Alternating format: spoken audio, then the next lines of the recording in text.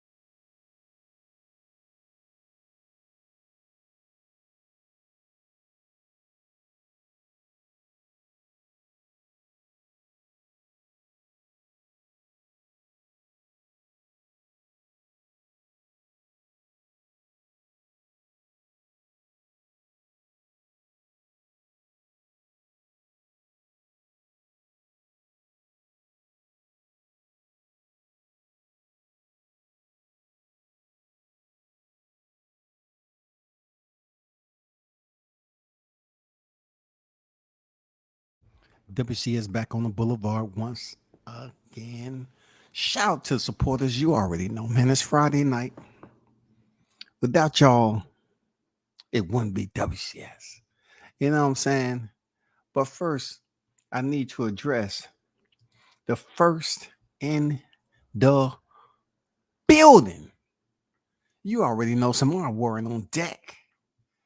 You already know, man, what it is. Salute to you. Peace and blessings below. Salute WCS. Salute to you, brother. King Mitch in the building. You already know. Salute to you. What's good? I be who I be. WC, what's the word, player? What's good with you? It's all that. You know what I'm saying? It's another fight week. We got a lot going on with a top ranked card, of course. And then we have UFC 287 that's popping off. That's going to be historic. I mean, it's a lot that's going on with 287. But this live is pretty much to talk about boxing and MMA in the process of speaking about the fight cards. You know what I'm saying? So, as you already know, we both have fight cards going down in the boxing sport and the MMA sport, right? So the UFC is putting on another card. PFL is going down. The Professional Fight League is going down tonight. But we need to identify some serious changes that is going on and materializing right before our eyes that a lot of people ain't paying attention to. So you're looking at the boxing side of the house, then you look at the MMA. There's a divide when it comes to the fan base. All right.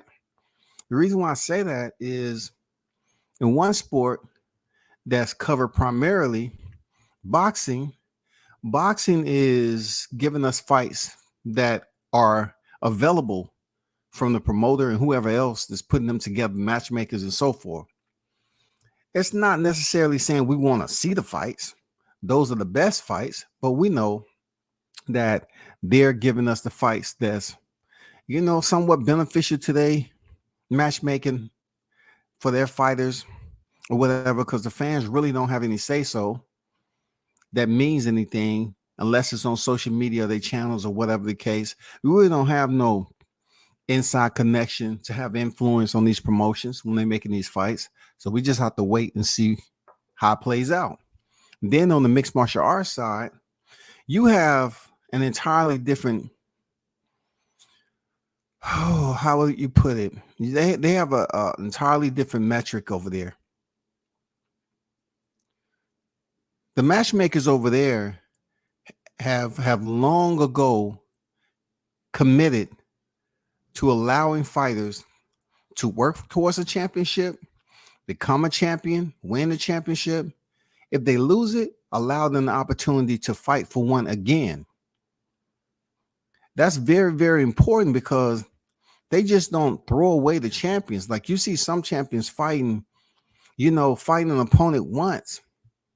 You know what I'm saying? Fighting it once, and the challenger wins, and the champion don't even have an opportunity to rematch him, right?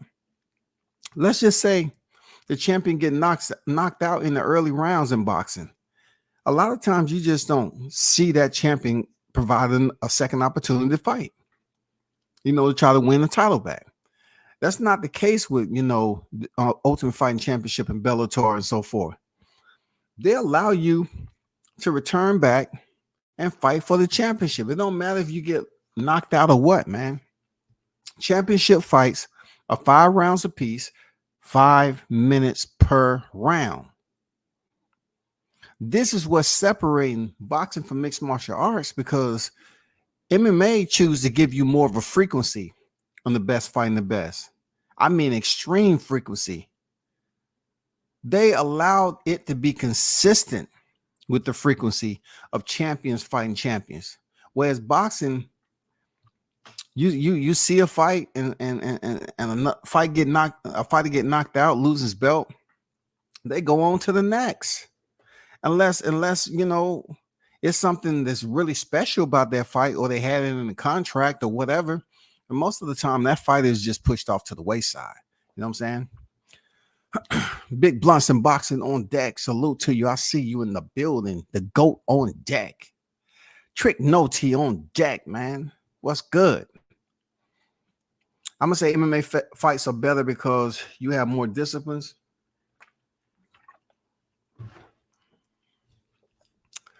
And varying level of skills in those disciplines. Discipline like BJJ, grappling, wrestling, striking makes for better fights, in my opinion. You're absolutely right. But in this case, what I'm speaking of is more so the competition. I'm speaking more so the entertainment value. Boxing versus MMA. I'm looking at it from a standpoint of what are we getting for the buck? Yeah, a lot of people complain about the UFC charging pay-per-views, but guess what? On the other side of the street, when it comes to boxing, all we hear is complaining about pay-per-views. We hear about people that's believing this pay-per-view should be this price. We're busy having people talk about where it shouldn't even be pay-per-view. The UFC's mentality isn't like that. The Bellator's mentality isn't like that.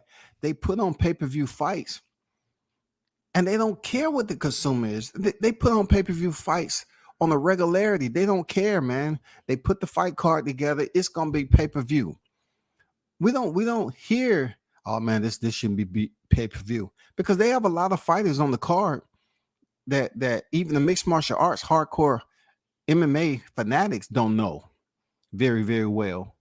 But they allow them to fight just like they make up boxing cards, they make up MMA cards. But the good thing about it is, when it comes to mixed martial arts, especially the UFC, they're not talking about the pay-per-view model is dead. They're not giving you that energy. They're pretty much telling you that we're about to put on a fight on pay-per-view, and this is where it's gonna be at. In boxing, I just don't get how it's how it's stuck in a fog for decades now. Like, we at a point right now where boxing should be levels upon levels upon levels. You know what I'm saying? The elevation should be so high that the mixed martial arts scene shouldn't even be as close as it is. But it's not just close. It's level. It's pretty much level, if not a little bit higher. We're talking about 2 annual sports. But what separates them is what I just mentioned earlier. They allow the best to fight the best. They allow the best opposition. If you lose and you're the champion, they allow you to go back in there and fight again. If you win, they allow for a trilogy. They give you the opportunity several times over to redeem yourself. The media is totally different. Like the media over there in mixed martial arts is totally different. They talk about the fights that's coming up. It seemed like boxing just talk about they whine, bitch, and complain all the time about who's fighting who and what they don't like about that fighter and all this other stuff. We don't get, you know what I'm saying? We just don't get that over at MMA. We don't get about, who don't like who. I'm not gonna pay for that fight. It's not worth my money. You just don't get that attitude over there. Right now, when it comes to boxing, we have no idea what direction they're going most of the time. You know what I'm saying? You can see, you can look at the ranking system and you say to yourself, well, they should fight one another, right? Them two should fight one another. But then it becomes all a magic show. It turns into a circus. You think this person should fight and they don't fight. And then this person, is not up next. They're the next in line, but they're not the next in line. So they go 2 or 3 fighters down from there and pick that person, and then they fight. You know what I'm saying? It's never something that we look at as if we really truly know what's about to happen next. We have to wait and wait with all the hocus pocus that goes on, and we have to see, who's fighting what. Like, Charlo is out again. You know what I'm saying? Charlo is out again. So therefore, since he's out on a medical, the belts are going to be held up at 154 while he's out, and everybody else just get to fight to fight. They just get to fight because it's a whole different rule book. That's all. But MMA is definitely making a move with a merger. Well, I'll say the UFC. UFC is making a move with a merger with WWE, which is huge. I mean, can you even get any more richer? We're talking about 25 some billion or whatever the case may be. Endeavor bought the WWE, pretty much a merger. The same people that own the UFC right now. So the Ultimate Fighting Championship has long elevated themselves away from their neighbors, above their neighbors, which is Bellator and every other sub MMA promotion that's going on. I don't mean to disrespect them by calling them a sub, but when you have a single promotion and you have your set of fighters and you never cross thread fights, you know what I'm saying? You can pretty much separate yourself from other promotions in mixed martial arts because it works like that. Come on, let's be real. They're able to do that. It's a regulated sport and they can make these moves the way they're making it. And they're gonna flourish, man. I'm not gonna lie, they're gonna flourish over there. They're definitely going to continue to flourish while boxing is a system that is labeled to be a sport, a competitive combat sport, but yet it goes all the way from there. Like it's really no other way to put it together. Like it's a system that allows athletes to compete against their opposition in a sport, right? And it's really no other way that you can, keep that together moving forward. Like if you're trying to say boxing is as one single entity, it's not. You just have so much stuff going on, so many promotions everywhere, so many belts that saturating the system. It's just you really can't organize it. It don't matter how much education you got. It doesn't matter how much you speak on boxing and how far you can speak back into that window of the greats who did it before this era. You still will find out boxing is pretty much the same. I'm not talking about the money. I'm not talking about the amount of the volume of rounds. I'm not talking about that. I'm talking about the actual growth as an entire sport. Boxing is still pretty much scrambling around, trying to put pieces together. One minute, a fighter's with a promotion, the next he's out. Um, if you're going off the ranking systems, you think this fighter's supposed to fight the next in line when they don't. Fighter become champion.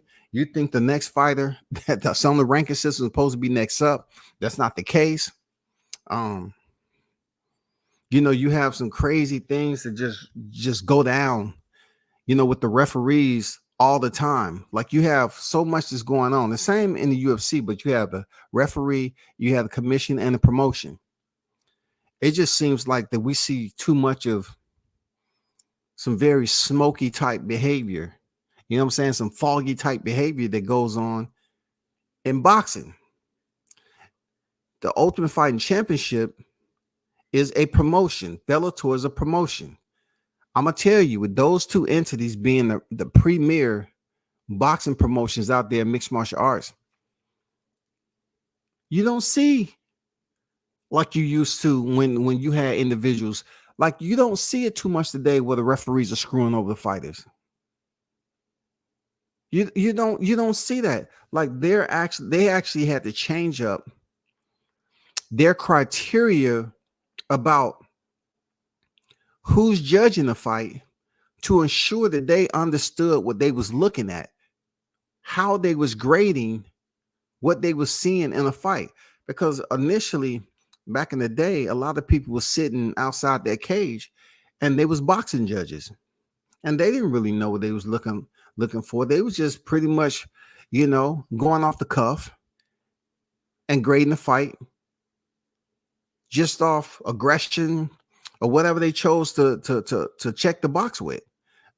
Their pros and cons. They just going off energy. They was going off what they believe, who won. They really didn't know how to grade it once it went to the ground. They didn't know any of that. Now you have more educated referees. You have more educated judges that's able to proficiently grade MMA fights. So you don't see a fight being determined by the third man in the cage like you do in boxing, the third man in the ring. It just don't happen like that too often. But you can you can clearly see that there's a divide in boxing and MMA when it comes to viewership. Because I don't hear the MMA or the UFC per se or Bellator talking about numbers like boxing do. Every time I turn around that a boxing fight happened on pay-per-view, people scrambling to talk about the pay-per-view numbers. Why I don't hear that over there in these other MMA promotions? I don't hear them talking about this numbers was low. This number was this number was that. I don't hear about that. And they be fighting everywhere. Dana White, Scott Coker, and a lot of other, they travel. They go from venue to venue, whether it's a non-pay-per-view or pay-per-view, and they go there and they put on a fight card. When it goes to boxing, you have people, depending on what the fighter is, they always talking about pay-per-view numbers. The pay-per-view numbers is not going to change, y'all. We're on a whole different scale at this day and time.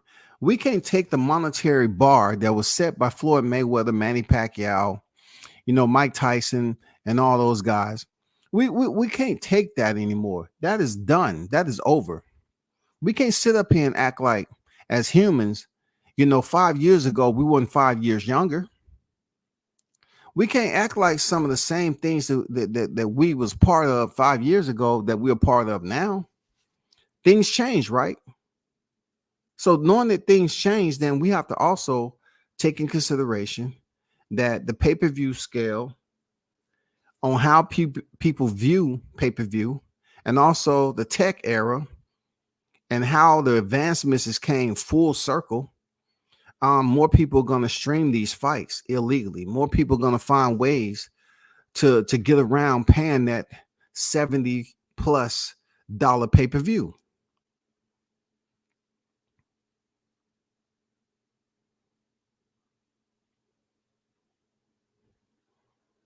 I'm just saying, when I hear post fight, a pay-per-view with boxing is always complaining about the numbers.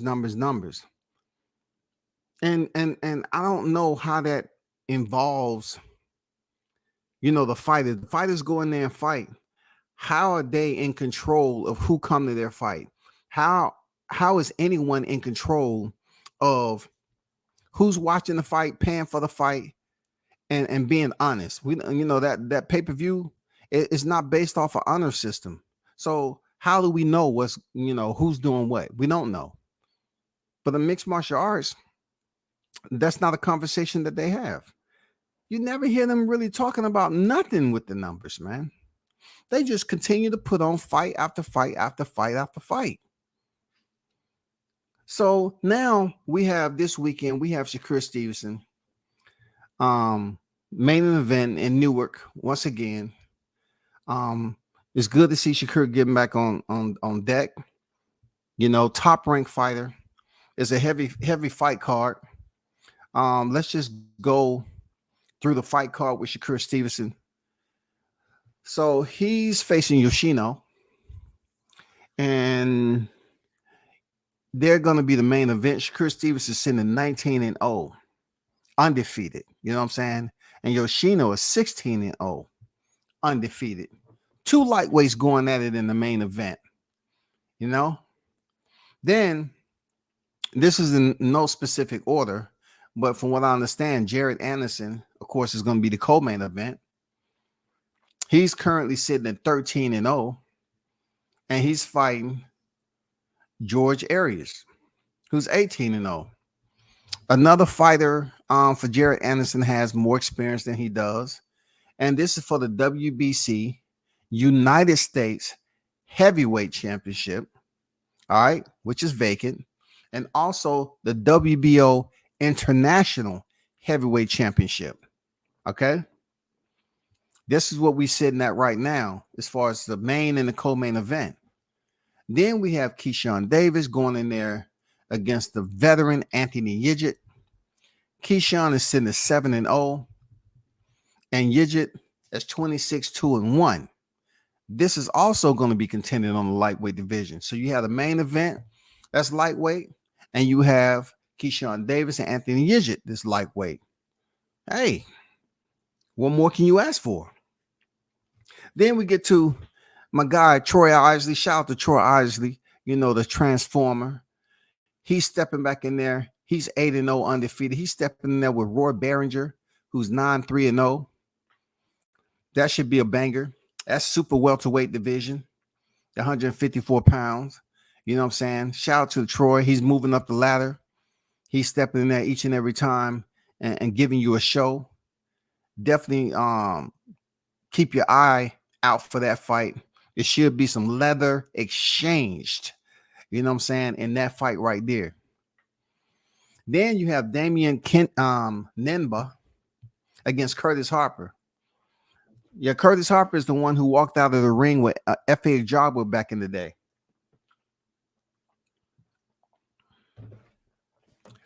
I told you all about my run-in with Curtis Harper, right?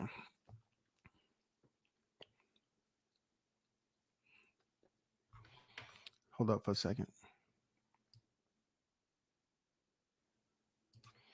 So I had a run-in with Curtis Harper. I was at a regional fight, and I was headed back to the locker room to take some pictures. And I turned the corner, and at the hallway of the fighter, I didn't know he was on that card. But I turned the corner, and at the end of the hallway, standing there was big ass Curtis Harper. That dude ain't small, bro. I say, dang, that's Curtis Harper right there. The first thing came to my mind, him walking up the ring. But I did take a picture of him. You know what I'm saying? I did take a picture. I think I might have posted it. I'm not sure. But yeah, I seen him down here in the A, and he was fighting on the regional card. But tomorrow night he's fighting undefeated Damian Kinba, I believe. I think that's how you pronounce his name. And undefeated, 10-0. Curtis Harper's 14-8, heavyweight. Then you have Shoo Shoo, aka Bruce Carrington, 6-0 undefeated, going against Brandon Chambers, 9-0 and 1. This is what I like about Top Rank. These guys are being able to build their record off some opposition that has pretty good, decent resumes. You know what I'm saying? You have some with very excellent resumes, when it comes to the numbers, and you have some with decent resumes. But still is nothing that you will find on the regional or the what they call it, the Chitlin circuit, or the regional circuit. These guys are continuing to step in there with guys with experience. You know what I'm saying? Guys with experience, guys with undefeated resumes, guys with O's on their record. So Bruce Carrington is back on deck, man. Definitely pay attention to this fight card. It's sick, man. It's sick. And then you got Kelvin Davis, the brother of Keyshawn Davis, undefeated, 7-0. He's going in there against Nelson Morales, 3-4-0. Of course, we know that they bringing Kelvin Davis up.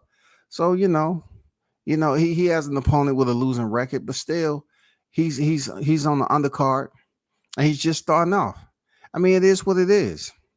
You know what I'm saying? But most of the time, when you're the main card, Top Rank have you matched up pretty well. And then you have Antonio Cobb. Shout out to Antonio Cobb, man. 1 with 2 draws. He looks to get back on track, man, because them 2 draws was against the same guy.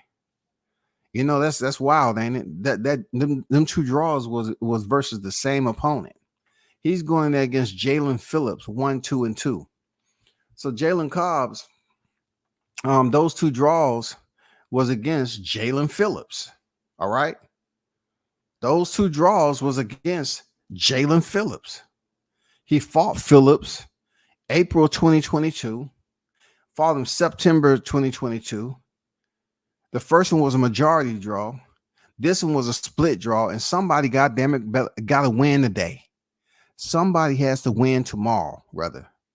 Jalen Phillips is on your record 3 times. He's on your resume. You know what I'm saying? And for Jalen Phillips, Antonio Cobb is on your resume 3 times. You all cannot blue this up another time. It cannot be blue. It has to be either red or green. Red or green.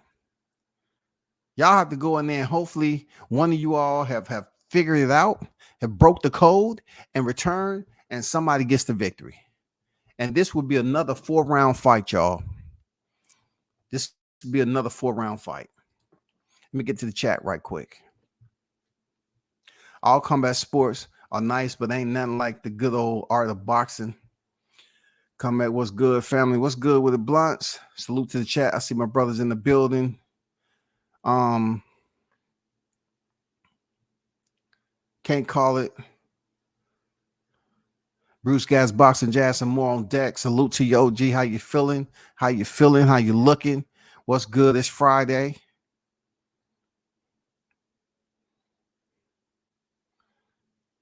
Mitch said UFC is more competitive due to matchmaking. Dana and his matchmakers actually consider competitiveness and timing when making fights. Also, fan friendliness is taken into account in making fights. I think over there, the whole respect level when it comes to the fan base is quite different when it comes to boxing. It's quite different. We hear a lot of times in boxing where race could play a role, the race card of black fighters ain't fighting the black fighters. That's not the case over there in mixed martial arts. It's not the case. Real talk. That's why I love paying attention and tune in to mixed martial arts, because the conversation and everything about the sidebars and the way people communicate on what they think about certain fights are way different, because we have these folklores over here that black fighters don't fight black fighters all the time because they don't sell, and then you got to match this fighter up with that fighter, and That fight is connected. That's what boxing takes a hit. That's what boxing take a hook to the body, hook uppercut, man. That's where the KO happens. Because they don't have that conversation in there with black fighters fighting one another.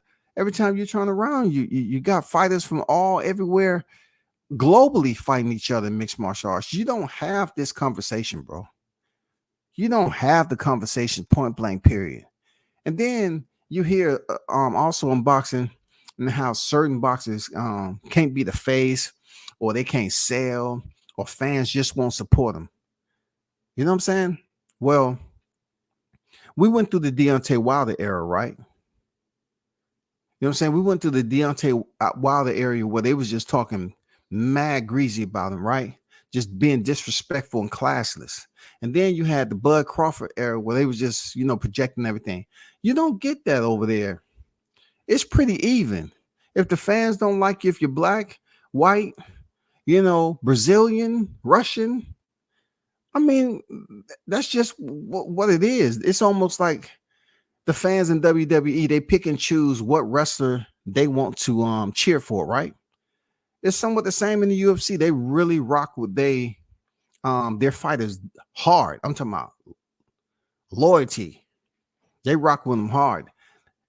Just think about this. Do you believe that a fighter can be out of the ring for 3 years in boxing and return back and they give them a championship fight and that fighter wins and he goes on the pound for pound list when he did not fight a fighter that was already on the pound for pound list? That just happened over there in the UFC. John Jones, the last time I gave you all the top 10 pound for pound in the males, John Jones was sitting at around 7. He was sitting around 7. They was waiting for him to make his return back to the heavyweight division.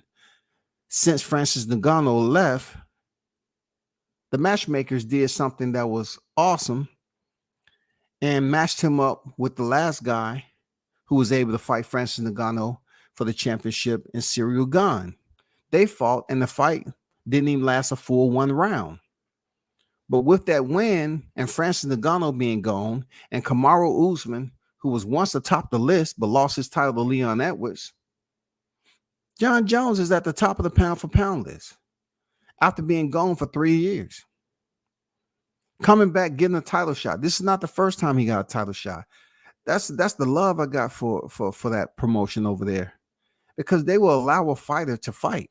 The fans cheered John Jones, like he had been active the last 3 years. They cheered him on. It's like they consider him the GOAT, man. It don't have anything to do with black and white. You can't say every combat sport fan base is the same. It's no way that you can say that. That's why it puzzles me when I'm listening to some of these boxing conversations, how withdrawn they are in comparison to MMA conversations. Because boxing, you hear a lot of soap opera type stuff. You hear a lot of drama. You know what I'm saying? You hear a lot of unhappy, miserable type people speaking about fighters, right? But in MMA, you just don't get that. Like you go to a mixed martial arts week, a fight week, the energy is different. I'm not saying everybody like every fighter. All I'm saying is the energy is different. The way they go about talking about the fighters are different. I mean, they consider fighters with multiple losses in MMA to be legends. I'm talking about if you look on their resume and they have put in an extremely amount of fights with big names who have competed. They give you the respect when you're on deck. They give you respect as if you see a fighter over here that has multiple losses. Like, let's just say, for instance, my example, let's just say Gabe Rosado, right? Gabe Rosado is a tough dude, man. But most of the time when you hear Gabe Rosado's name come up, people, you might hear people say, oh, man, somebody grabbed the Band-Aids, he's bleeding already. And it's been so long ago since that happened, right? Or, he's a gatekeeper, he this, that, and the other. You rarely hear people saying, Gabe, man, hey, we respect you, man, you're a veteran. You got mad experience. You know what I'm saying? You don't fought some of the biggest name. You know what I'm saying? They don't show them that love like it's supposed to. Over mixed martial arts, they get the love. When you split it down the middle with these combat sports, man, their fan base is like damn the night and day, man.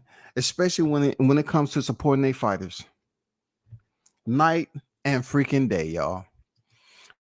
But Top Rank, man, they have a very very exciting card tomorrow, and you know, no heavy hitters when it comes to challenges. Like, do we believe that Yoshino is going to be a problem and be extremely competitive to Shakur Stevenson? I can't tell you that. I doubt it. You know what I'm saying? I doubt it. What about the Jared Anderson, George Arias? I don't. He has 18-0. He has an O on his record. For real, he has an O on his record. Can he pull off some and make it competitive? Can he make Jared Anderson work? I don't know. I'm looking at his record, right? Arias' record, right? And Alante Green was on there, 10-0. Cassius Chaney, 21-0. Like, he has some undefeated records on opponents with undefeated records on his resume, right? And then he had Joel Cottle, 8-4-2, and then Gabriel Hernandez, 10-0. I mean, he has some fighters. You go down to Elder Gama, 5-0. Dude is muscular. I don't know what his cardio looked like. I'm gonna be honest with you. When I look at this guy, I don't know what his cardio looked like, but he's a bulky dude, and he better have an engine. He's from Dominican Republic and everything. He's better have an engine in there with Jared Anderson, who's has tightened up over the years. You know what I'm saying? He first came in the sport, he was fluctuating in weight, but he's shown that he's being able to pick up the pace, and he's improved his cardio. This dude right here is kind of bulky to me. He only has 7 knockouts. I don't know how long he's gonna last. I'm looking forward to see, can he take a punch. I don't know, man. I'm not giving him a lot because I just don't know this guy. I don't know him like that. He has 2 split decision wins in his last 2 fights. 2 split decision wins. So the one saving grace to him, he is undefeated. He still has the O on his record, and we'll see what happens tomorrow night. And this is going down in Prudential Center, Newark, New Jersey. And of course, on the best boxing promotion, Top Rank promotion. Shout out to Top Rank. You already know. Let's talk about. Hold on for a second. Let's talk about this UFC 287 card, man. We have the main event. This is going to be crazy, but let me start off at near the undercard. They have a total of 13 fights on this fight card. 13 fights. They have a total of 13 fights, y'all, on this fight card. This is another fight that is pay-per-view. Now, if you look at the co-main event, Jorge Masvidal. Let me back up. Let me stop. Let me go back down and work my way up to the co-main and the main. All right. So let's start at Michelle Waterson, aka Karate Hottie. She's 18 victories, 10 defeats. She's going in there against Luana Pinheiro. I'm pretty sure I'm not pronouncing her name right, but she's 10-1. And this is the strawweight division and the women's side. That's 115 pounds, which is crazy. I mean, I watched Michelle Waterson get in shape a lot. How she drops weight and cut down is just amazing. You know what I'm saying? But shout out to Michelle Waterson, man. Very tough vet. And like I said, They show her mad love. She's been in there with some of the best names. And then you have Kevin Gastelum, 17-8, a UFC vet. He going in there against Chris Curtis, who is 30-9. You see what I'm saying? They're able to fight more frequently than boxing, where you have one or two fights per year if you're a household name. You feel me? Raul Rojas Jr., 7-0. This is a guy right here that's in the bantamweight division, which is 135 pounds. Quite different than the bantamweight that's over there in boxing, which is 118 pounds. But Raul Rojas is the youngest fighter ever to win a UFC fight. He's going in there against Christian Rodriguez, who is 8-1. This Rojas, man, there's a lot of hype behind this guy. He has pretty good height to him. I'm not gonna lie, he has pretty good height to him. He can fight. He has a pretty solid grappling game, and he's making his way up the ladder. So he got to continue to get those wins and keep moving up. And main card, no, he's just outside the main card. But check this out. He's 18 years old. He's 5'9" with a reach of 67 inches. You know what I'm saying? And he uses it very, very well. He's fighting out of Santa Rosa, California. All right.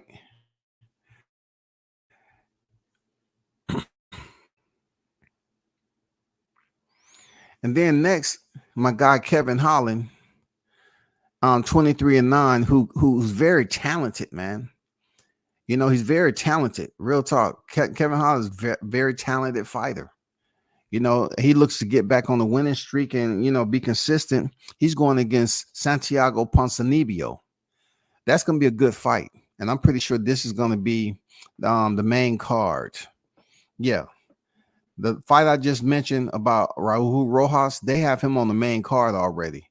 And this guy is just 7-0 and one of the youngest fighters to win a UFC fight. So that's going to be the first fight on the main card, Rojas and Rodriguez, and then Holland and Ponzinibbio. And then it goes to Rob Font. Rob Font has been lighting it up, bantamweight division, against Adrian Yanez. And for the co-main event, Gilbert Durinho Burns, Brazilian, former BJJ world champion, he's going in there against Jorge Masvidal, the legend himself. Jorge Masvidal is a legend, dog. Coming up on the street fighting scene, 35-16. He had his highlights and he had his losses. But this fight card is in Miami. And anybody who knows, Jorge Masvidal is Miami, man, when it comes to combat, when it comes to fight. I mean, he used to fight on the streets over in Miami. He came up in the Kimbo Slice days when they was fighting on the street. Come on, man. Nobody look at the 16 losses. This dude's a straight up legend. You know, he has one of the fastest KOs ever in MMA. 5 seconds. He KO'd Ben Askren, y'all. 5 freaking seconds, man. Let me get back over here to the chat before I get to the main event. But that's a good point, Mitch. Just got off work, fellas. Waiting on this Showbox card. Bruce salute, no doubt. Easy to do when fighters are under one promotion like the UFC. Yeah, it's very, very easier to make that happen. No doubt about it. I agree 100. Endeavor, whoever, they are can purchase the 4 major sanctioned bodies in boxing. No way to get the actual value though. Even then, you'll still have to have a million promoters to deal with. That's true. Because if you look at it, Mitch, it's really no hierarchy. You know what I'm saying? It's not a list of promoters who are at the top of the pecking order. It's no chain of command over here. You know what I'm saying? See, the UFC is its own promotion. So they can pretty much make deals where they merge with the WWE. I should have seen it coming when they start, signing the Paul brothers for that Prime, Logan Paul with that Prime water to be over the UFC. And look, the Prime water, the sports drink water or what have you, he signed a deal with the UFC, but yet he's doing wrestling. He's on WrestleMania. He's doing big matches. Logan Paul now, the Vine creator back in the day. He's jumping off the top rope. He's jumping through tables, man. It's crazy how these Paul brothers came up in the game. I totally underestimated them. I used to call them the Goofball brothers. Real talk. I underestimate these dudes. I don't look at Floyd, Pat Tyson as the bar. They're the exception. Yeah. A lot of people use them as the bar, in my opinion. Every time you talk about numbers, every time you're talking about, pay-per-view when it comes to boxing, people always want to go back to the certain numbers that was done over here with Floyd and everybody else. And then they talk about the numbers that they aren't seeing this day and time. That's why I don't understand all of you. I don't understand why. Not all boxing fans. I don't know why boxing fans can be so stagnant. Why do boxing fans refuse to move forward and they remain stagnant? They remain static displays, talking about the same information. I think it's because they're bored and they really, their expectation is to be that of mixed martial arts and continue to see the steady rotation. But unfortunately, just like you said, there's so many promotions out here. There's so many sanctioning bodies. So if anybody was trying to buy or merge, how would that happen? Will they have to freaking purchase the promotions? Will they have to come to an agreement with the sanctioning bodies to basically have one set of belts? How would that process work? Can you just score the upset? They say he's a late addition after Tago fell out, though. I doubt it. Dude looks intimidated by Davis. I don't know, man. I didn't see intimidation, but I'll look for him. I'll look for Keyshawn to put on the show because that's what Keyshawn does. Keyshawn has improved, man. Every fight, Keyshawn has improved. So, you know what I'm saying? I'm looking forward to be a very, very interesting fight. You know what I'm saying? Nate Campbell was training Curtis Harper. Okay. We'll see how he look then. We'll see how he look, dog. You just got stopped by Rolly. He ain't upset nobody but his fans. Oh, man. Blunt said this man ain't upset nobody but his fans, dog. His fans can't even be happy. Look, I'm gonna go out on a limb like you be going on a limb for this fight to happen. I'm gonna say that Yidget, that was when he was fighting Rolly. Styles make fights. Styles make fights, man. Come on. Rolly's been in there with the likes of Javante Davis, Jackson Marinas. You know what I'm saying? He's been in there with some hitters, dog. Come on, man.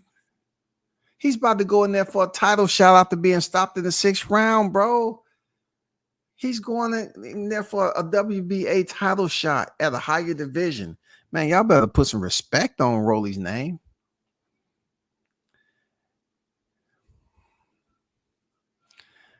MD on deck. I feel you on that. He said you hear the soap opera stuff on boxing because the boxing isn't busy enough. I agree with you on that. I can agree with you on that. It's not busy enough and it's not enough. But look, do you believe that if it was in rotation like mixed martial arts and UFC and Bellator, do you feel like the content creators will talk about the fights? You know what I'm saying? The way they're supposed to be talked about, the way they're supposed to be reported on. Will they talk about it or will they still be complaining, bitching, and moaning? You know what I'm saying? Will you speak on it as if you're motivated and you're happy to see the fights like this, or it's just gonna be some more complaining? That's all. Like, I don't know. I just been around it so long that it just seems like it's a miserable group of people speaking about boxing. They're not really smiling when they talk about it. You know what I'm saying? It's always some type of dramatic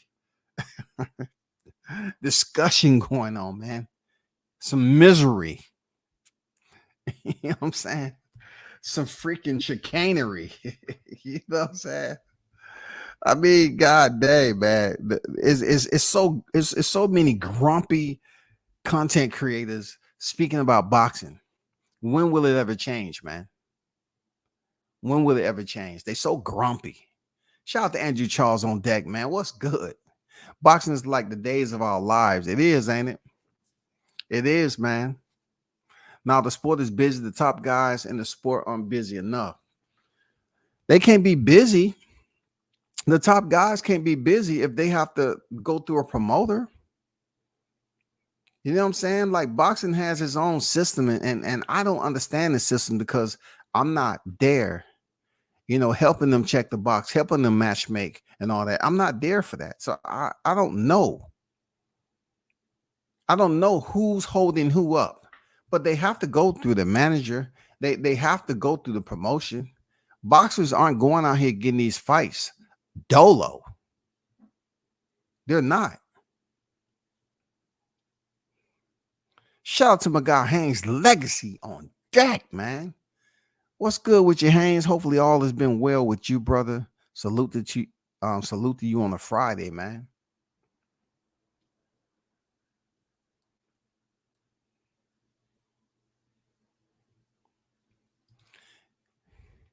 Yeah, y'all can read what Trick just mentioned. Hey, Trick, you're gonna hurt some feelings, bro. It's a step up for Anderson, I feel. Okay. All right. Anybody in the chat, call that number and see what they have to say. Hey, from what we know and what WCS, I've stood firm on my point in saying this fight is a bunch of ha ha ha. You know what I'm saying? It's a bunch of ha ha ha. I'm trying to find a middle school and high school location right now to place a beverage vending machine so I can upcharge their prime drink. Kids be in the grocery store begging their parents for it. Man, vending machines is the best kept secret. You know what I'm saying? Vending machines are the best kept secret if you can, expand and keep them stocked. You know what I'm saying? You don't have them old M&Ms in there when you open the package and the shell just up there hanging, looking at you. Man, you kept me in here too long. It was hot as hell over here. Shit. The peanuts just sitting up there like, God damn, about time. Shit. I lost everything hanging out in this vending machine. Lower the prices or something. Move the location. Prime is hot right there. Kids love that. Yeah, man. Prime. Just think about who brought it, though. Who exposed it? We're talking about two guys who fought each other on a boxing card on pay-per-view. KSI and Logan Paul. Logan Paul has not won a fight since losing to KSI, but yet they came together and came together to be business partners on this prime energy drink. Amazing. And they're making crazy money off of it. Just the color of the bottles and the cans in this day and time, you know how these kids are this day and time. They like all them bright freaking colors and stuff like that. But even the can with prime and bold leathers and stuff like that, yeah, they making big money, bro. Man, I totally underestimated the Paul brothers. I did. I underestimated them, man. I absolutely did. I underestimated them guys. I see Logan Paul, who hasn't won another boxing match, but he's over there at the WWE wrestling like he's been doing it for 10 freaking years. And then you have Jake Paul with MVP Promotions, signing Amanda Serrano. I think he might have signed Shadeja Sweets. I'm not sure. But He's doing what he's doing in the boxing ring, even though he took that L against Tommy Fury. You know, they doing big things. I ain't gonna lie, they doing big things, y'all. But let me get to the this main event. So Alex Pereira is back to face Israel Adesanya. All right, for a fourth time. They had already fought twice in the kickboxing arena where he defeated Israel Adesanya. Not only defeating him, but having a bragging right of a knockout of Adesanya. Before Pereira came on deck, Adesanya's only loss was against Juan Blachowicz, and that was at the 205 light heavyweight division. Juan Blachowicz was a big dude. And then you have, you know, the skinny, lanky Adesanya who attempted to move up to do something great, to basically cement his legacy. Prior to that, it was rumor mill that he wanted to face John Jones. I'm glad he never did it, because the way he came on stage today with Alex Pereira, a guy who stopped him in his last fight, right? John Jones would have annihilated. He would have annihilated Adesanya at 205. I'm glad Adesanya didn't even think to entertain him moving up to fight John Jones when he was reigning defending world champion, light heavyweight world champion at 205. So now you have Pereira, who comes over to the UFC, who gets fast tracked, and they throw him in there with Adesanya. Pereira is 6-1 when he steps in the cage with Adesanya. Adesanya is 23-2, y'all. This is what I'm talking about when you separate boxing and MMA. This man was 6-1. Do you think you're gonna get a consistent rotation of fighters with a record like Pereira to step in there and fight for a championship? It's highly doubtful if you're talking about the male side of the house. We seen Estrada walk in there and box a soccer mom. That doesn't count. The soccer mom was 5-0, and we all know they purchased them off the cereal box of Wheaties. And that's why she got put to sleep within she has the fastest knockout based off fighting a soccer mom. But anyway, back to MMA. Alex Pereira ended up stopping Adesanya in the 5th round and improved his record to 7-1. There's a clip that goes around with Adesanya saying to himself he's ready to die. And me being who I am, I'm looking at this. It's like I didn't see you do that when you was fighting Alex Pereira. You didn't say you're ready to die. I guess because he didn't take you to that dark place yet. What he delivered to you was something out of nowhere. He delivered that combination and he hurt you, and you didn't have a chance to come back because that was the last round. You wasn't hurt that bad because, you know, truth be told, the fight was a close fight. But Pereira comes up there and beats this man in MMA now. He's already knocked out Adesanya over in kickboxing. He comes over here to mixed martial arts, bro. You really, truly have a rivalry here. You have individual combatants who was adversary in a different art, a different sport, right? A different combat. And now your nemesis comes over to the UFC and they fast track him to fight you, and you lose. Not only did you lose, you get stopped. So now Adesanya comes out in the weigh-ins today. And that's another thing I love about the UFC. They ceremonial weigh-ins. I love it. I love it. He comes in there with a dog collar on. Somebody asked him, what is that? It's a dog collar. You know, the dog is about to be off the leash. And I said for myself, that happened to be one of the most dumbest, motivational I don't know how to call it. That has to be one of the most dumbest ways to hype yourself up to say I'm a dog.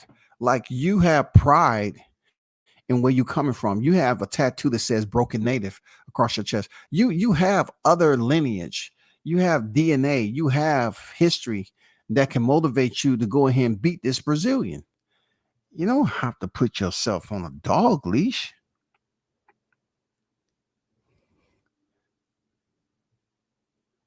We're not trying to oppress. You've been fighting long enough. I just thought it didn't make any sense. He seemed a bit confused. I don't know if he's been broken and never quite recovered from that. We'll see tomorrow. We'll see if he's able to avenge that, and we might have a trilogy between these two. But for him to come out there with a collar around his neck, bro, you've been reigning defending champion for quite some time. You didn't have a leash on your neck. So if you was a free man, if you was a free man out here defending your title, then why would you go back to the stump where where the leash is at and put yourself on a leash with a dog collar and say, you know what, I forgot where I came from, so I have to go back to the struggle. I have to go back when I was scrounging for food, when I was cold, you know what I'm saying, when I lacked shelter. He act like he grew up in a dog pound or something. Like he was at the animal shelter. Nigga, what are you doing? That shit didn't make no goddamn sense. Somebody get your mans. For real. Somebody get your mans. I didn't quite understand that, bro. It seems like he was a bit confused to me. I didn't get that shit, dog. But he's going in there in the main event. You know what I'm saying? He's going in there for the main event. Alex Pereira is the champion, and Adesanya is the challenger. Pereira was the first fighter to defeat Adesanya in his weight class. He's the first one. Like I said, his only loss came to Juan Blachowicz, and then the first person to beat him in middleweight division was Alex Pereira. Ever since him picking up the title. So now he goes in there for a rematch against the Brazilian who looks big. I can't imagine how he's gonna look come fight night. Adesanya, pretty much who he is. He has the height, but he's a slender fighter, but he can fight. He's improved. And this would be contended at 185 pounds, and it'd be 5 rounds, 5 minutes apiece. All right. So definitely, if you're looking, I'll be tuned in to 287. I'm just letting you know. I'll be tuned in to UFC 287. No doubt about it.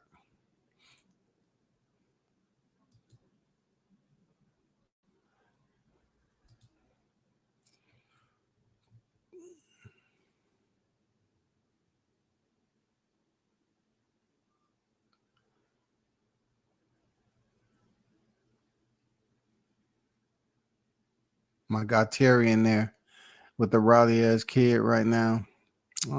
Prime is right now. Kids love that. You can do right with some vending machines. I know people who do it. Okay. Man on deck, what's good?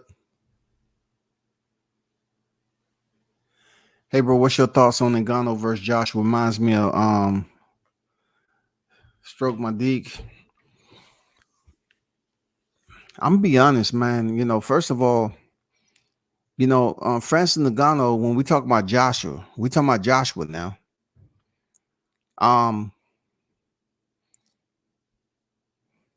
We talking about Joshua. That will make it difficult. I'm gonna say, Joshua definitely box. His skill set is much more on a higher level when it comes to Francis Ngannou. I do place him respectfully at a higher level to defeat Francis Ngannou. And Ngannou does have power, but no one's gonna tell me he has cardio to go with a boxer who's used to those type of rounds. Now, truth be told, I do have to break it down even deeper to say that Francis Ngannou has been competing in 5-minute rounds, but he don't go the distance too often. But what I'm saying is, in MMA, you can stall. It's a multifaceted combat discipline where you use pretty much your 8 limbs to fight, which is your legs, your knees, your elbows, your left and right fist. You know what I'm saying? Anything and everything. You're able to spin, whether it be a kick or a punch, all that. And you have pretty good time in between that 5 minutes. Whereas in boxing, it's much smaller than a cage.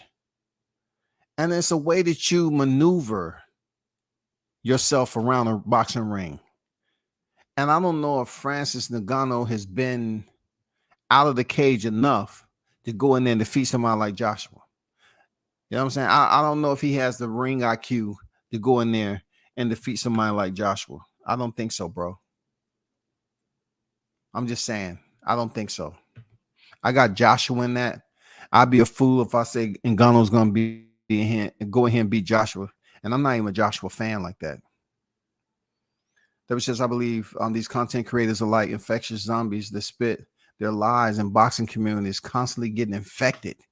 We got the Cure, the Umbrella Corporation, aka the YTC.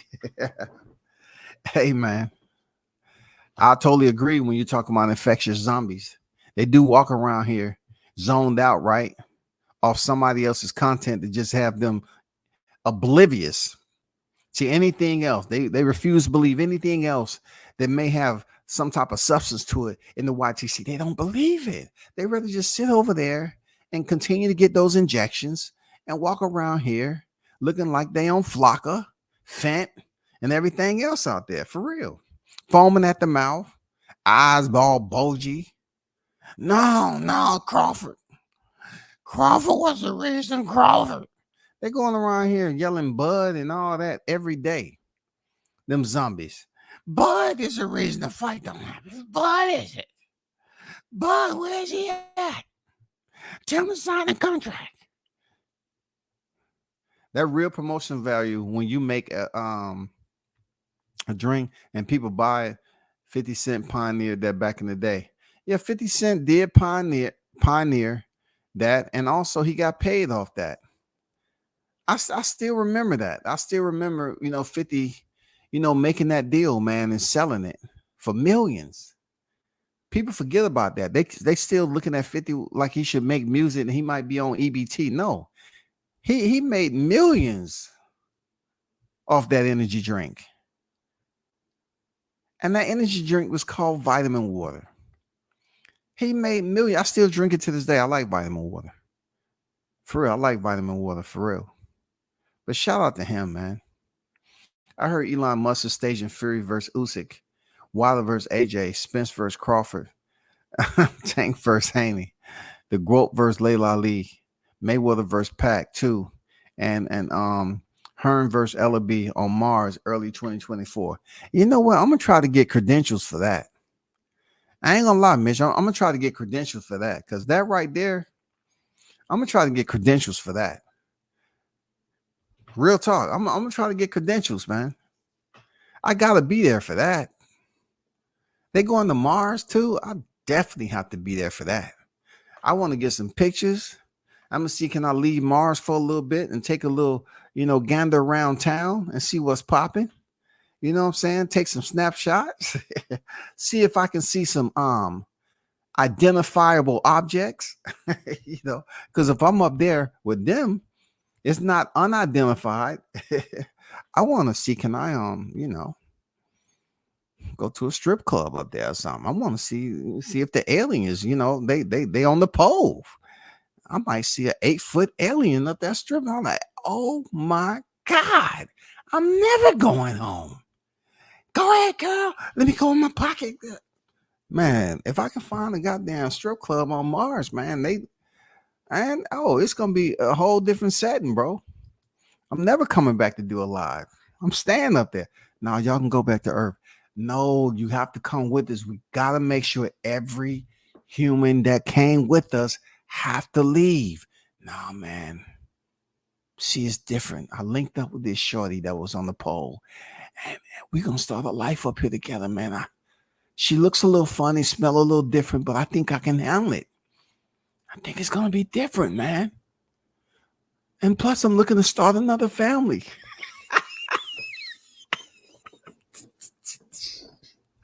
I'm looking to start another family, dog.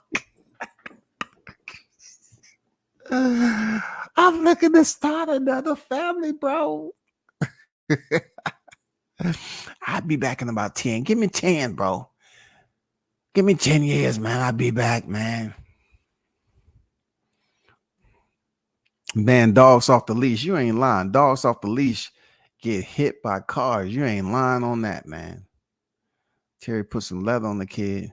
And Ganu not beating a boxer on AJ level in boxing match. Nope, not at all. I don't believe it. I don't believe it. And Gunner would get whooped by Shinobili, pissing Big Baby Miller. I don't I don't believe he can whoop any known heavyweight. No, Jarrell Big Baby Miller will punish this dude. Real talk. He will punish this guy. For real. Hold up for a second. Let me see something right quick. Let me see something. I totally forgot. Hold up for a second, Shawty. Let's see.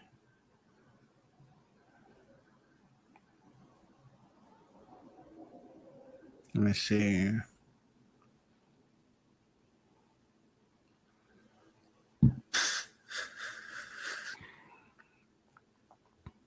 But I totally agree with that. And Gunner would get whooped by Big Baby Miller. Real talk. Hold on for a second. Dang.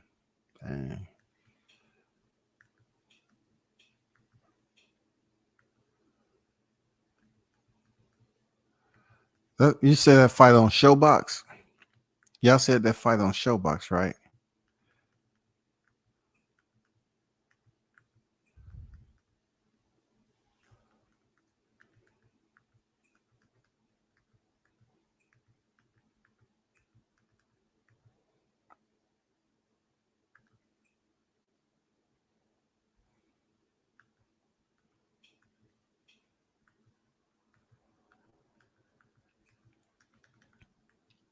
Shout out to my guy, Mr. Gumbo, aka Hot Grease, aka Mr. Sucker Free, man. Big shout out to you, man, with the $10 super chat. I see you on deck, man.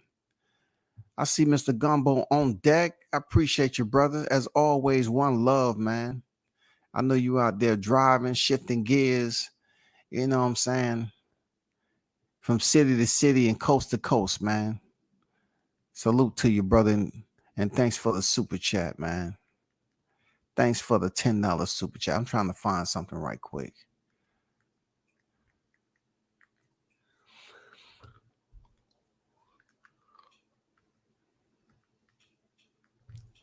Let me see.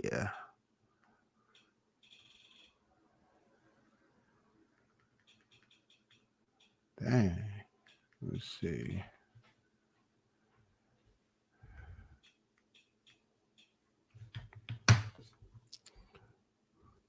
Andrew said, Baby Mill on that Universal Soldier juice. He'll beat anybody. Now, I don't think he is now, though, because he lost all those. He lost that grand opportunity with Joshua, man. I think he pretty much, I think he clean. He clean enough like the undercarriage of a vehicle. You know what I'm saying? He getting there. You know what I'm saying? He getting there. That's all. He getting there. That's all I can say. He getting there.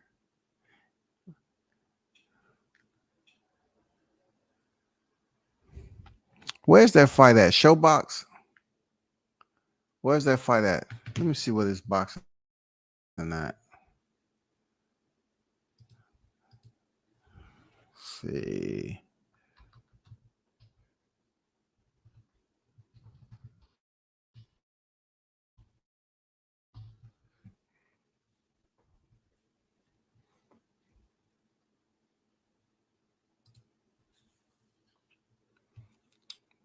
Okay.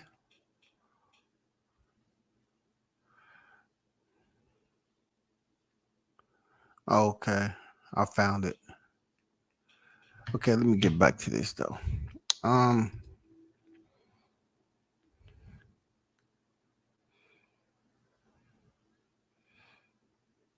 he's probably clean right now. He gotta be, man, because he ain't trying to get back in the shadows, man. Get put back in the shadows where people was just, you know, treat him as a pariah, ostracizing him because he had like 22 and a half different freaking chemicals in his body. You know what I'm saying? I mean, come on, bro. And you know dang well that was over the top. That was over the top, y'all. Look, he was one injection away from being a nuclear goddamn plant, man, where they had to wear hazmat around him. For real. If he tripped and fell and scratched his arm on the pavement, green goo will probably leak out his body, man. You know what I'm saying? I like the guy, man. You know what I'm saying? I don't mean to be making fun of you, you know, Jarrell, but come on, bro. You had like I don't know how much going on with you, bro. Real talk. It was too much, man. They cut the lights out. You got damn glow and shit. You know darn well that that's not good. You know what I'm saying? That is not good, bro. They cut the lights out. You start glowing immediately. Immediately. You know what I'm saying? You piss in a cup. They have to give you another cup and reinforce that cup and put the cup in a metal container because when you used to piss in it, it just go right through the cup. You know what I'm saying? You held up the piss test because you kept pissing hot through the dang cup, bro. Dang.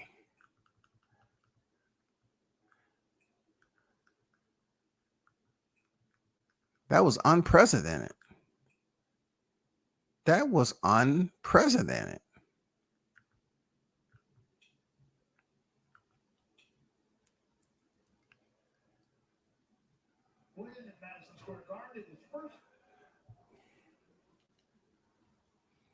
I just end up pulling up to the fights. Let me see. Miller was hot as hell.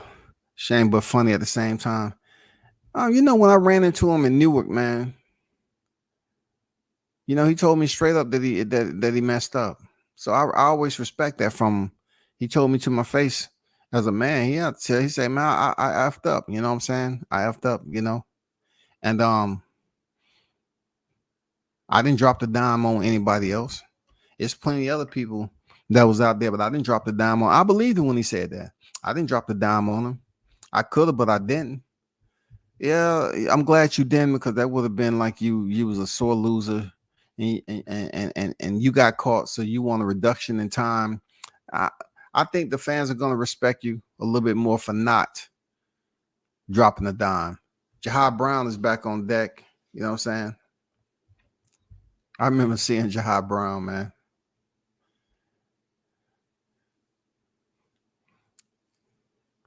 He seemed to be having fun out there, taking his time. You know what I'm saying? He seemed relaxed in the moment. What's crazy, he would have beat AJ. Yeah, man. A lot of people saying that he would have beat AJ, man. He remind me of Corey Spinks right now. You know what I'm saying? Jahai, he remind me of Corey Spinks right now. Seriously.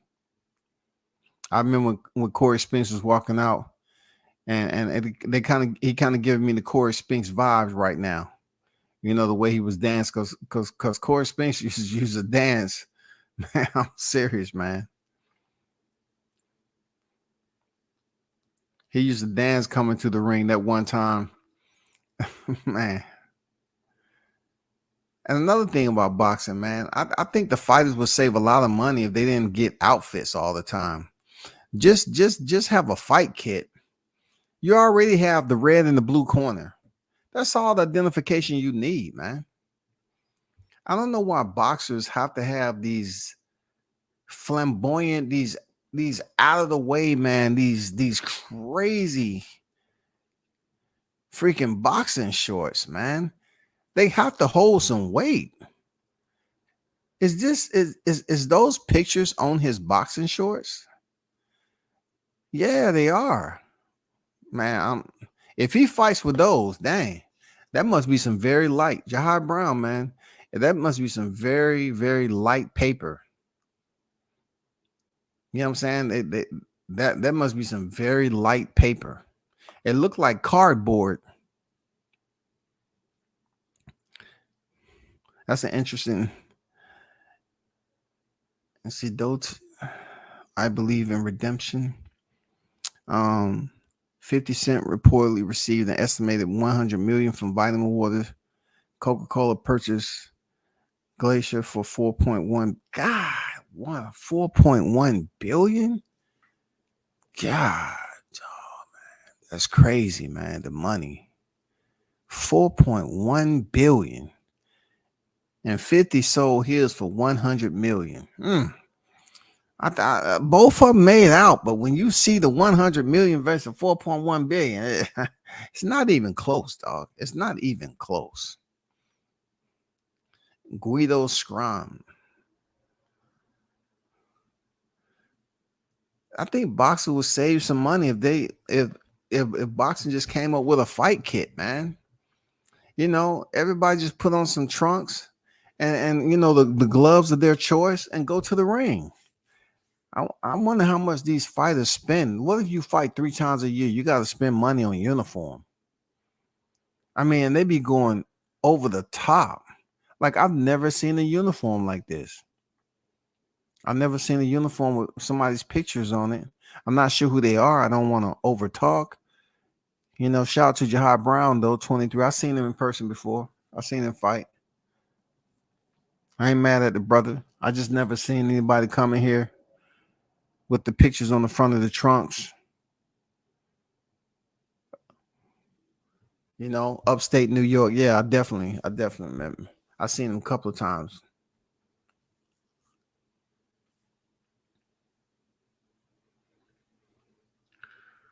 So I'm trying to see if that's a part of his. Yeah, that's a part of his shorts. Wow. I wonder how heavy those shorts are. I guess the splits and everything that's in the trunks.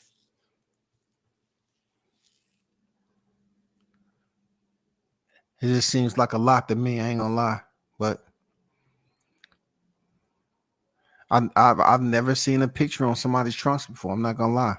I've seen a lot. Like I used to see my boy Paez come in there. Jorge Paez. Y'all probably don't remember him.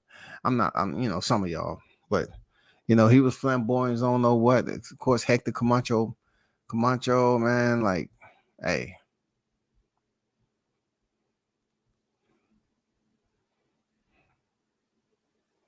Deion Sanders said it when he spoke on Cam Newton. You got to win, or you gonna dress. You got to win if you dress like that. You ain't lying, man. You got to win, bro. Oh, look at that! Just when you said that, he gets caught. He gets caught and knocked back to the ropes, man. It just seems like a little bit of a lot, man. But I guess this is history. I never seen someone with 2 photos on the front of their trunks like that. But I guess it's a new era, and it's going to continue to get, you know, extravagant. Where people just adding bits and pieces to their trunks. They just should come up with fight kits, man, so fighters can save some money. You're getting a new wardrobe that you don't even have room to keep these things. Where are they keeping all their entire career? Where are your uniforms going? You recycling them? Where are they going?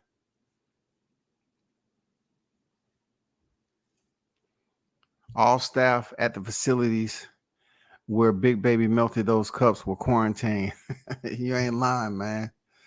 Jones was put in quarantine immediately. Immediately.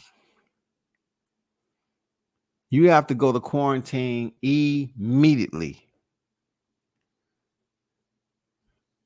We have to decontaminate, decontamination process begin. They start spraying them down. They must be in there under 3-4 layers of foam. I know it's hard for you to breathe. Just be patient. This is decon, first phase. Shoot, man. So we in a minute 5 remain. I'm not going through this whole fight, but he might be honoring someone. Yeah, respect. That's why I said I don't know exactly if it was somebody who passed away, or as they say, this day and time. Look, you know what was wild? Like the first time I heard somebody say so and so transition. It's a female that I grew up on with, and we was having a conversation, and she said, "Yo, my husband, he transitioned." So when I'm hearing transition, I'm like, wow, your husband transitioned. This ain't a lie. I really never heard that. I said, he transitioned what? Like, and I found out it means they passed away. So I'm like, I grew up off of somebody passed. Now they saying they transition. Come on, man. Transition? I don't know, man. Like, I was like, we got all that other medical terminology going on with people who want to be, want this right, want that right, and they're transitioning for real. They want to be in freaking males want to compete in female sports and stuff like that. I mean, I don't know about this transition and stuff, man. Kobe Bryant's estate just received $400 million from a $6 million early investment in body armor drink. Coca-Cola purchased body armor $5.6 billion last year. Kobe Bryant's estate just received $400 million from a $6 million investment. Wow. Man, that's unbelievable. And she just won that lawsuit for them putting them pictures out there too. It was undisclosed amount, but she won a lawsuit too, man. Wow, that's amazing. I'm not gonna lie, that's amazing, man. 400 million. I can't really comment on that. If it was anybody except Kobe family, I would say, they live in large and enjoy that. But in this case, man, I just say congratulations. You earned every bit of it. And it's just unfortunate how we lost them too early. We lost them too early, man. We lost him too early, man. Him and his daughter. Everybody that was on there, it's just there's a lot to deal with.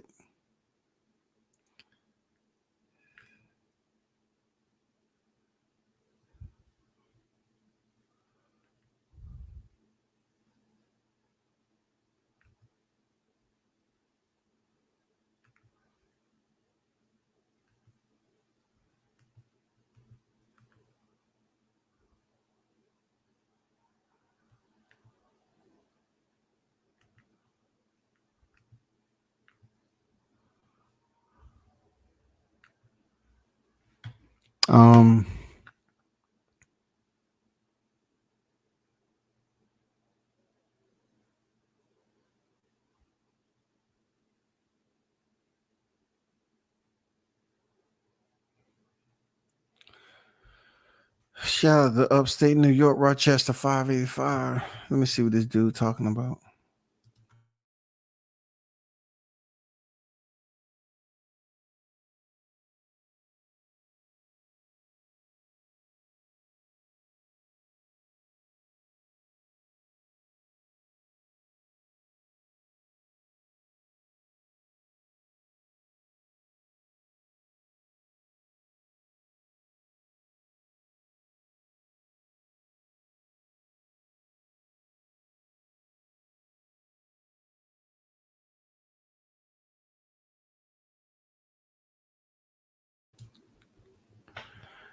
Hey, appreciate everyone for pulling up. I'm about to bounce. Y'all enjoy y'all weekend. Yeah, we shall do it again.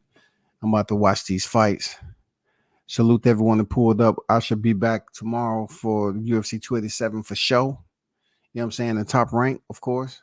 Salute to the super chat from Mr. Gumbo, aka Hot Grease on deck with a $10 super chat, man. I appreciate your brother each and every time.